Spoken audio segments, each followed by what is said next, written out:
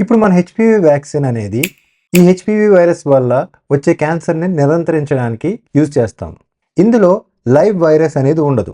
కేవలం చనిపోయిన వైరస్ యొక్క కణాలను మాత్రమే మన బాడీలోకి ఇంట్రడ్యూస్ చేస్తాం.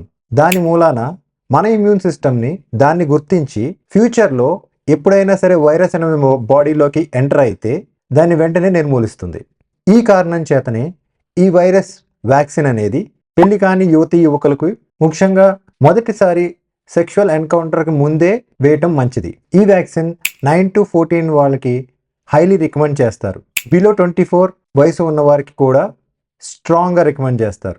ఈ మధ్యకాలంలో ఈ క్యాన్సర్స్ మగవారిలో కూడా ఎక్కువ అవుతున్నాయి కాబట్టి ఈ వ్యాక్సిన్ అనేది మగవారికి ఆడవారికి కూడా ఇస్తారు. ఈ వ్యాక్సిన్ తీసుకోవడం వల్ల ఫర్టిలిటీలో కానీ గ్రోత్లో కానీ సెక్షువల్ హెల్త్లో కానీ ఏ రకమైన ఎఫెక్టు జరగదు. So in total HPV vaccine అనేది కేవలం వైరస్ నిర్ధారించడమే కాదు, క్యాన్సర్ను కూడా నివారిస్తుంది. మీ దగ్గరలో ఉన్న క్యాన్సర్ సర్జన్ సంప్రదించి ఫర్దర్ వివరాలను కనుక్కోండి.